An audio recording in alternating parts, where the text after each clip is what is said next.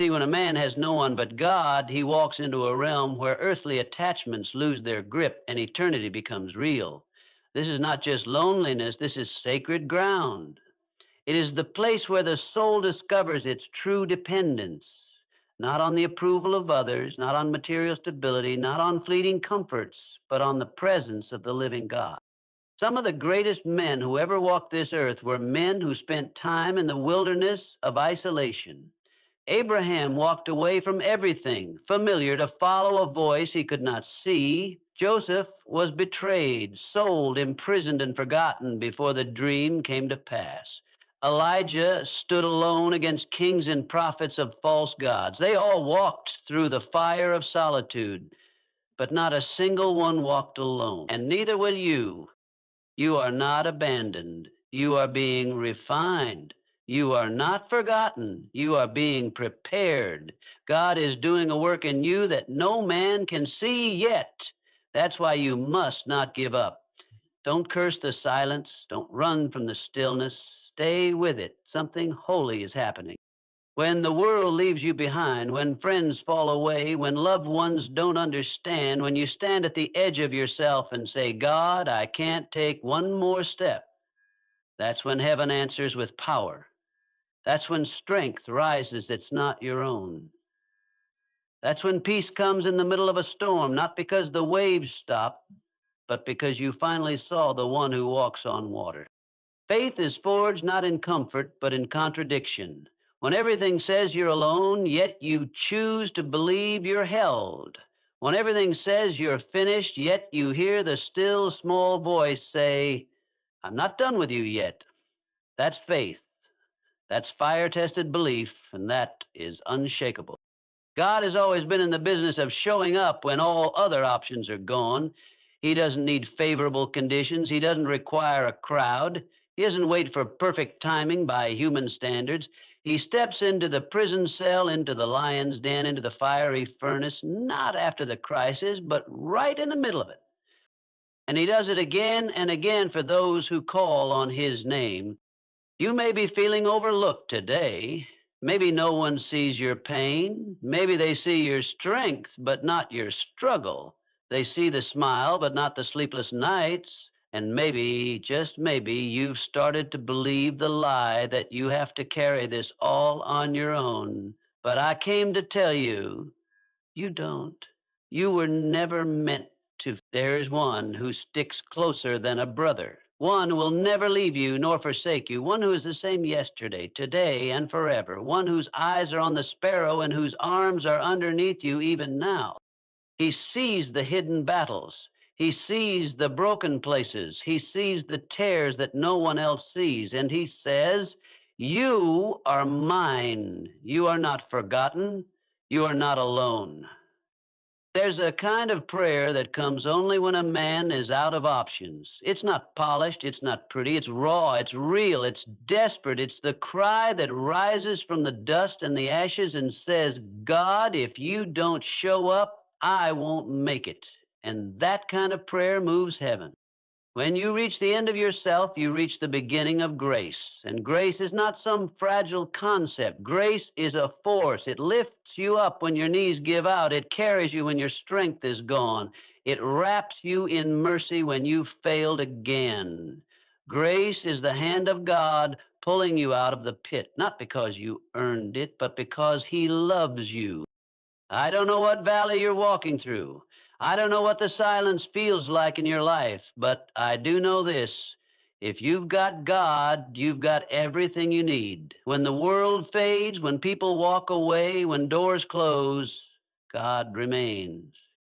And not only does he remain, he restores. God doesn't just sit with you in your brokenness. He rebuilds you.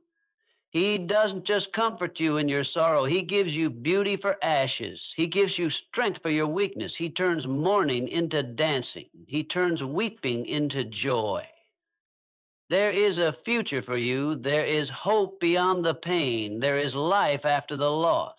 But you won't find it chasing the approval of people or the pleasures of this world. You'll find it on your knees alone with the one who shaped you in the womb and knows the number of hairs on your head. Don't despise this season. Don't rush the process. Lean into it. Let it purify you. Let it simplify you. Let it draw you closer to the only one who can satisfy the deep places of your heart. This world is full of noise, opinions, distractions, lies. But when you're alone with God, that noise fades. And what's left is truth. What's left is love. What's left is power. That power will fill you. That love will change you. That truth will set you free. There will be a day when you look back on this season not with bitterness, but with gratitude. You'll say, it was in that lonely place that I learned to listen. It was in that dark valley that I found the light. It was when I had no one else that I realized God was all I ever needed. And when you rise from this place, you'll carry something unshakable. You'll have a testimony forged in fire. You'll speak with authority, not because you read it in a book, but because you lived it in your bones. You'll carry peace into chaotic rooms. You'll bring hope to broken people. And when they ask, how did you survive? You'll say, I had no one but God. And that was enough. You are not disqualified. You are not too far gone. You are not beyond repair. In fact, you are exactly where you need to be for a miracle to unfold. When a man has no one but God, he is ready to be used by God. He is no longer leaning on shallow support systems. He is no longer intoxicated with applause. He is no longer chasing what can never satisfy. He is standing on the rock. And that kind of man cannot be shaken. This is not the end of your story. This is the chapter that changes everything. Stay faithful, stay humble, stay available. God is not done. He is writing something beautiful, even if right now all you see are broken lines. Trust the author. He finishes what he starts. When a man finds himself in the depths of solitude, it is easy for him to feel as though he has been abandoned by the world. The silence of an empty room, the absence of voices, and the lack of human presence can be overwhelming. In those moments, loneliness can feel like a curse, a painful reminder of what has been lost or of the relationships that have faded away. But what if this very solitude is not a curse at all? What if it's the sacred space where God works most powerfully in a man's life? The truth is, solitude is often where transformation takes place, where a man can hear the voice of God most clearly and where his soul can be shaped for something greater. It is in the quiet, in the moments of being alone, that a man can strip away the distractions of the world. The hustle and bustle of life often drown out the still, small voice of God. In the noise of daily living, we are bombarded with opinions, expectations, and endless demands. But when a man is alone, without the pressure of pleasing others or responding to the constant stream of noise, it becomes easier to listen, to reflect, and to be still in the presence of God. In solitude, a man is invited into a deeper relationship with his Creator. There is no one else to impress, no one else to answer to, just the unfiltered connection between the soul and the Almighty. This is the space where God can begin his work of personal transformation. The distractions that once clouded his mind fall away, and he begins to see clearly. Solitude allows a man to confront the deepest parts of his heart, the parts that are often hidden from the world and even from himself. It's in the silence that we can see our weaknesses, our fears, our doubts, and our insecurities. But this is not a cause for despair. It is an opportunity for growth. For it is in these moments that God can meet us where we are, not in spite of our weaknesses, but because of them. God doesn't call the perfect, he calls the broken, the weary, the ones who have nowhere else to turn. And in the quiet, he begins to mold us into who we were always meant to be. Moreover, solitude isn't just a place of self reflection, it is also a place of revelation. It is in the stillness that we can hear God's voice more clearly than ever. His words can cut through the noise of our lives and pierce our hearts with truth, wisdom, and guidance. When the distractions are gone, God's voice becomes the loudest thing in our lives. It is in solitude that we can truly surrender our plans, our ambitions, and our desires to Him. We stop trying to control every aspect of our lives and instead open ourselves to His leading. In that moment of surrender, the transformation begins. In solitude, we are not abandoned. We are being prepared. God uses this time to refine us, to teach us, and to strengthen us for the journey ahead. While it may feel uncomfortable, even painful, it is in these times of isolation that we become who we were always meant to be. God works through our solitude to draw us closer to Himself and to help us become more like Him. Solitude is not a place of emptiness. It is a place where the fullness of God's presence can fill us, renew us, and transform us from the inside out. Throughout history, many of the greatest individuals were not thrust into greatness by fame, fortune, or applause, but by seasons of solitude and challenge. It is in the wilderness, far from the spotlight, that God often does His most profound work in a person's life. When Moses fled to the wilderness, when David was tending sheep, when Jesus withdrew to the desert, they were not being abandoned. They were being prepared. The wilderness is not the end of the story. It is often the very place where God begins to shape us for the work ahead. The wilderness, by its nature, is a place of isolation and hardship. It's a place where the comforts of the world are stripped away, leaving a person with only what truly matters. In the wilderness, there are no distractions, no applause, and no external validation. It's just a person and their creator. And it is in this quiet, challenging environment that God works in ways we cannot always understand in the moment. There is a profound transformation that happens in the wilderness, one that prepares a person not just for success, but for a life of purpose. Think of Moses. Before he could lead a nation, he spent 40 years in the wilderness, an exile, a fugitive running from his past mistakes. But in the wilderness, he learned humility, patience, and dependence on God. He experienced the voice of God in a burning bush, and it was in that moment that he realized his life was part of something much bigger than himself. Had he been in Egypt, surrounded by power and influence, he might have never learned the lessons that the wilderness taught him. The wilderness wasn't a punishment for Moses.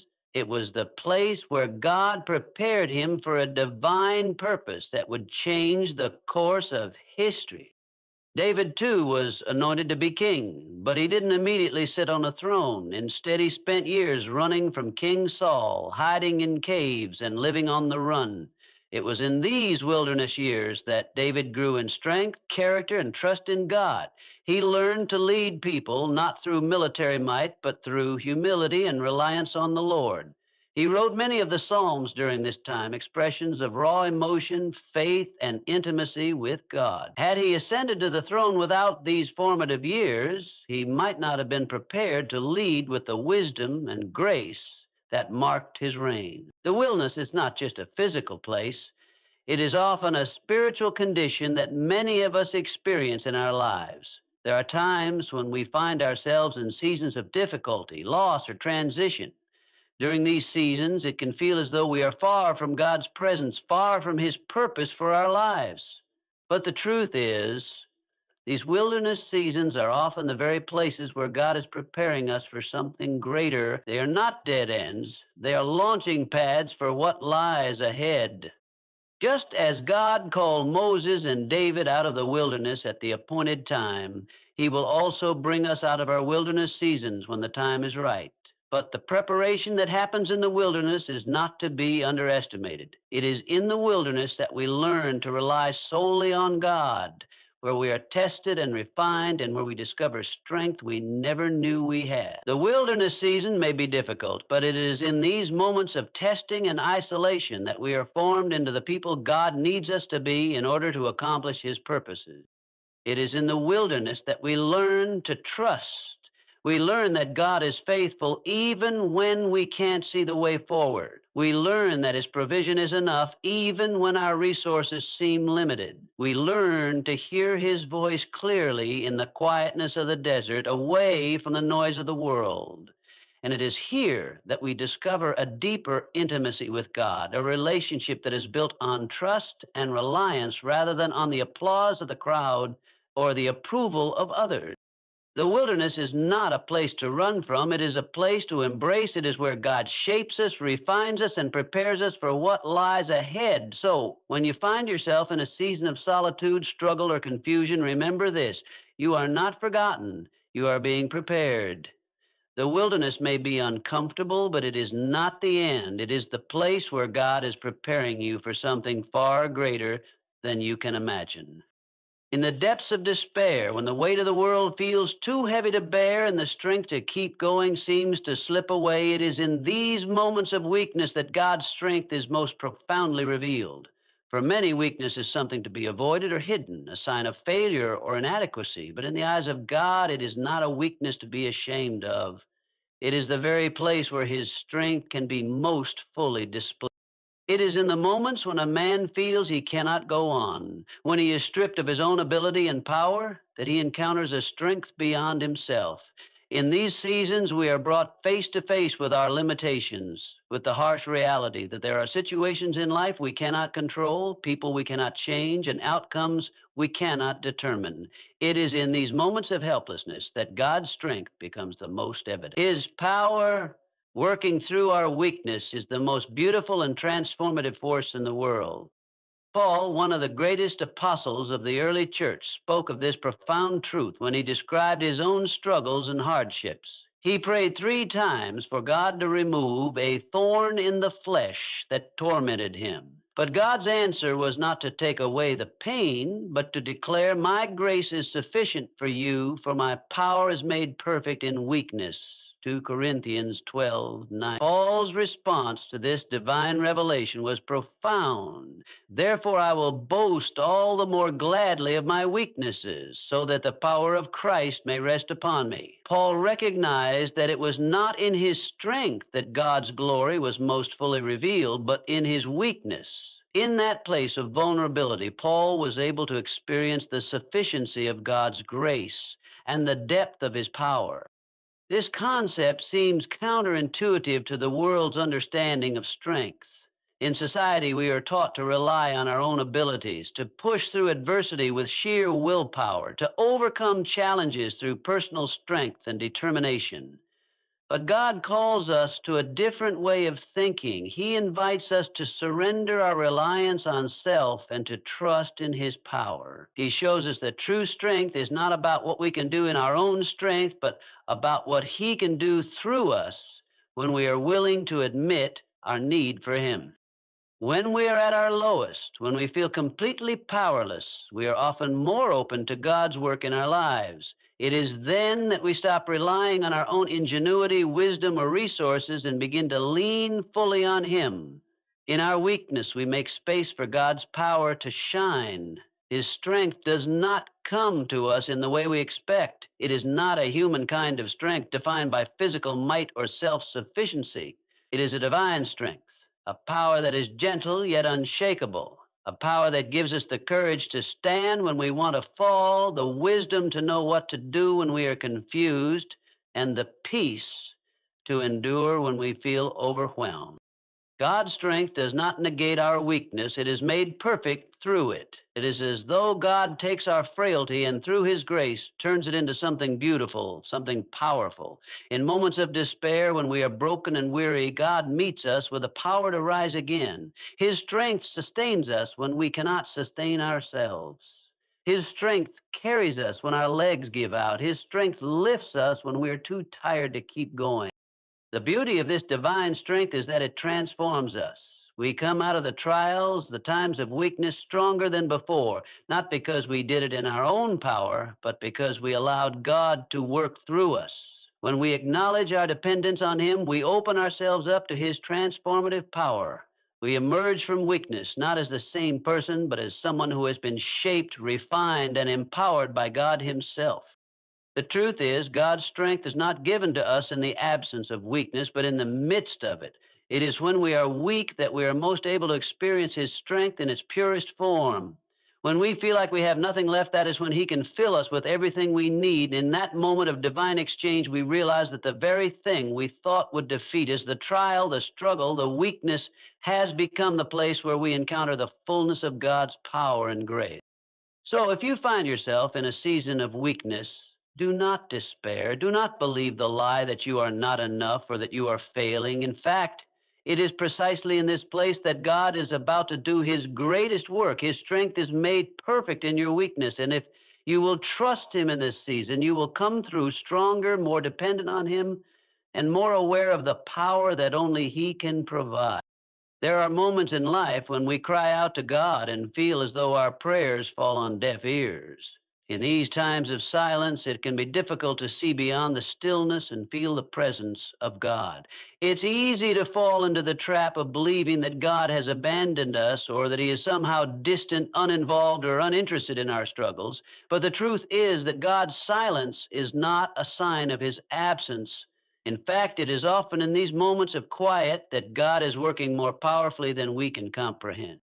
We live in a world that values instant answers and quick solutions. We are accustomed to immediate results, whether in our work, relationships, or even our technology. But God's ways are not our ways, and his timing is not bound by the pressures of the world around us. Sometimes the silence that we experience from God is not a withdrawal, but a moment of divine waiting, a space where God is allowing us to grow, to trust, and to prepare for what he is about to do.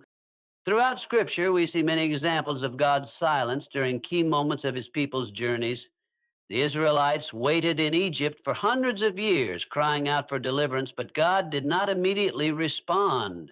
There were moments in the wilderness when they wondered if God had forgotten them as they faced hunger, thirst, and overwhelming fear. Yet God was with them all along, orchestrating their deliverance in his own time. His silence was not a sign of abandonment, but a sign of preparation as he was shaping them for the promised land. Even Jesus, the Son of God, experienced the silence of his Father. In the Garden of Gethsemane, as he prayed in anguish, Jesus cried out, my God, why have you forsaken me?" In his moment of deepest agony, it seemed as though God had turned his face away. Yet in that silence, God was not absent. He was fulfilling his ultimate plan of redemption through Jesus' suffering. God's silence on the cross did not signify abandonment, but rather the unfolding of his perfect will for salvation. God's silence is a powerful reminder that we are not in control. In our human nature, we often demand immediate answers, quick fixes, and a clear path ahead. But God's silence teaches us patience, faith, and trust in his timing. It is in the waiting, in the moments when we feel as though nothing is happening, that God is often doing his most significant work. He is preparing us, strengthening us, and aligning our hearts with his will. In the silence, God is cultivating deeper faith and greater reliance on his plan, which is always far greater than anything we could have orchestrated ourselves. The silence is also a test of our trust. When God is silent, we are faced with a choice. Will we continue to believe in his goodness even when we don't hear his voice? Will we remain faithful when it feels like he is distant? This is a critical moment in our spiritual journey. God's silence invites us to trust not in what we can see or hear, but in what we know about his character. We know that he is good, that he is faithful, and that he loves us. And even when we cannot sense his presence, we can rest assured that he is still with us, working behind the scenes to bring about his perfect plan. The delays and periods of silence in our lives are not signs of rejection or abandonment. They are part of the divine process shaping us for the plans God has for us. While we may not understand the silence in the moment, we can trust that God's timing is always perfect. When he finally does speak, it will be at just the right moment, and his plan will unfold in ways we could never have imagined. So, when you find yourself in a season of silence, don't be discouraged. Know that God is not absent. He is present, working in ways that are unseen, preparing you for the next step in your journey. His silence is not a sign of neglect, but a sign of his perfect timing and care. Trust in his process, wait in faith, knowing that his plan will always be worth the wait. There comes a moment in every person's life when we reach the end of ourselves. We find ourselves standing on the edge, exhausted, worn out, and feeling like we have nothing left to give. The struggles, the disappointments, the heartaches, and the failures all pile up, and we can no longer carry the weight on our own. In these moments, we may feel as though we are lost, as though we have reached the limit of our strength and endurance. But it is precisely in these moments of complete surrender, when we come to the end of our own ability, that we encounter God's grace. God's grace is not a fragile thing. It is not a mere consolation or a passing comfort. His grace is powerful, unshakable, and unfathomably deep. It is in our moments of weakness, when we feel the most broken and vulnerable, that His grace comes to lift us up.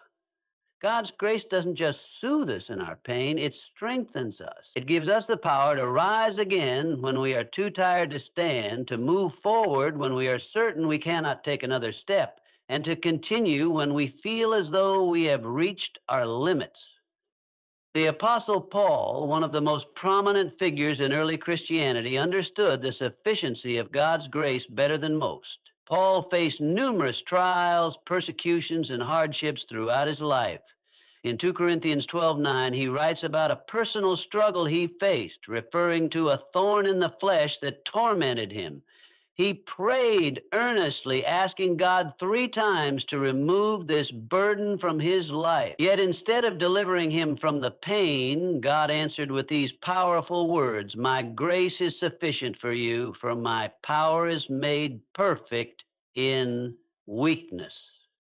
Paul's response to this revelation was profound. Therefore, I will boast all the more gladly of my weaknesses, so that the power of Christ may rest upon me. What Paul realized in that moment was that God's grace was not only enough to sustain him through his trials, but it was also the very thing that empowered him to keep going. It was in his weakness that God's strength shone through most brightly. His grace became the source of Paul's strength and endurance, even in the midst of his greatest struggles.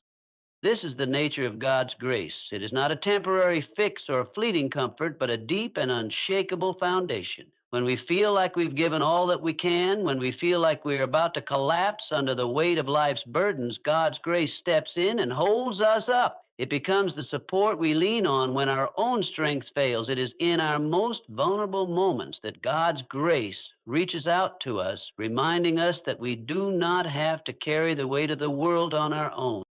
God's grace is not earned or deserved, it is freely given. There is nothing we can do to make ourselves worthy of it, and yet, in our most desperate moments, it is offered to us abundantly. It is in this grace that we find the strength to keep moving forward, to continue in the face of adversity, and to endure when the road ahead seems impossible. God's grace is sufficient to meet us exactly where we are and to lift us to where He wants us to be. It is in our weakness that we come to truly understand the depth of God's grace. When we are at the end of ourselves, we finally realize that we cannot do it on our own. We cannot control everything, we cannot fix everything, and we cannot carry every burden. But it is in that very surrender, in admitting that we are not enough, that God's grace flows in and empowers us. We are not meant to rely on our own strength, but on the strength that God provides. And when we rely on His grace, we discover that it is more than enough to carry us through. God's grace doesn't just carry us, it transforms us. It's not only a source of strength, but also a source of healing. It mends the broken places in our hearts, restores what has been lost, and renews our spirits. It is in grace that we find the courage to forgive, the resilience to hope again, and a peace that transcends understanding. There may be moments when we feel utterly depleted, when we feel as though we have nothing left to give, but even in those moments, God's grace is not exhausted, it is infinite. It is sufficient for every trial, every challenge, and every heartache. When we come to the end of ourselves, it is only then that we are able to fully experience the power and sufficiency of God's grace. And in that grace, we find the strength to stand again, to press forward, and to continue walking in His purpose for our lives. So when you feel that you are at your weakest, when you feel like you can't go on any longer, remember this: God's grace is enough. It is powerful, it is sustaining, and it will never run dry. You are never alone, and His grace will always be sufficient to carry you through. In the darkest moments of life, when isolation and struggle weigh heavily on our hearts, it is easy to feel as though we are lost or forgotten. The road ahead may seem unclear, and the burdens we carry can feel impossible to bear. But in these very moments of uncertainty, it is faith and hope that become our anchors, keeping us grounded and moving forward even when everything around us seems to crumble. Faith and hope in God are not just fleeting emotions. They are the lifelines that sustain us even in the most difficult seasons of our lives. They remind us that God's plan is always at work, even when we cannot see it, and that He is preparing us for something greater. Faith is the foundation upon which we build our trust in God. It is the belief that even when circumstances appear bleak, God is still good and His promises are true. Faith does not require us to have all the answers or to see the whole picture. In fact, it often requires us to step forward in trust when we have no idea what lies ahead. Faith is the decision to hold on to God's character even in the absence of clear direction. It is the confidence that though the storms rage around us, God is still in control and His purpose for our lives remains unchanged. Hope is the fruit of that faith. Hope is what keeps us going when all we have is a glimpse of God's promises, a faint whisper of the good He has in store for us. It is the assurance that no matter how hard the journey may be, we are not alone. Hope gives us the strength to endure, to press forward, and to hold on to the belief that our present circumstances do not define our future. Hope tells us that there is more waiting for us, that God's ultimate plan for our lives is greater than any moment of suffering or trial.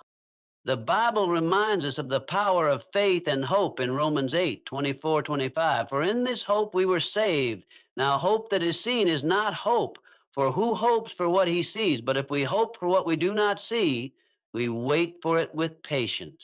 This passage beautifully captures the essence of what it means to have faith and hope in God. We do not always see the full picture, but we trust in His promise that He is working behind the scenes. It is this hope that helps us navigate the difficult seasons of our lives, knowing that God has a plan even if we don't yet understand it. When we place our faith in God and hold on to hope, we are not only sustained through the hard times, we are also being prepared for the greater purpose He has for our lives. Struggles and challenges are not random. They are the refining process that shapes us into the people God needs us to be for the next chapter of our journey. The trials we face serve a purpose, even when we can't immediately see it. They prepare us to rise again, stronger and more equipped to fulfill the purpose that God has set before us. Take, for instance, the story of Joseph. His life was marked by betrayal, abandonment, and hardship. Sold into slavery by his own brothers, unjustly thrown into prison, and left alone in dark moments, Joseph had every reason to lose hope. Yet through it all, Joseph never lost faith in God. He trusted that God had a plan for his life, even when it seemed like everything was falling apart. In the end, Joseph rose to a position of great power where he was able to save countless lives during a time of famine. His faith and hope in God, even in the midst of suffering, not only sustained him, but prepared him to fulfill his divine purpose. Similarly, the Apostle Paul, who faced persecution, imprisonment, and relentless hardship, continued to press on in faith, always hopeful in the promises of God. Despite the pain, he knew that the trials he endured were not in vain. In Romans 5:03-04, Paul writes, "Not only that, but we rejoice in our sufferings, knowing that suffering produces endurance, and endurance produces character, and character produces hope." This is a powerful reminder that every trial we face is an opportunity for growth. Our faith and hope are refined through adversity, making us more resilient, more compassionate, and more capable of fulfilling the purpose God has for us. When we hold on to faith and hope, we are being equipped for the future. The trials we endure today may seem like setbacks, but in reality, they are the very experiences that prepare us for the greater purpose God has set before us. Our struggles do not define us, but they shape us. They teach us perseverance, humility, and trust. They refine our character and increase our capacity to love and serve others. Through it all, we can rest in the knowledge that God is using every moment of our lives, every hardship, every trial, and every joy to prepare us for the unique purpose He has for us. Faith and hope are the tools that help us navigate the journey, even when the path is unclear. They remind us that God is with us, that He is working all things together for our good, and that His timing is perfect. We may not always understand the reasons for our struggles, but we can trust that God is leading us towards something greater. So, in those moments when you feel isolated, when the weight of the world seems too much to bear, hold on to faith and hope. Trust that God is at work behind the scenes, even when you can't see it. Keep moving forward, knowing that He is preparing you for a greater purpose, a purpose that will be revealed in His perfect timing. And when the time comes for you to rise again, you will find that you are stronger, wiser, and more equipped to fulfill the calling God has placed on your life.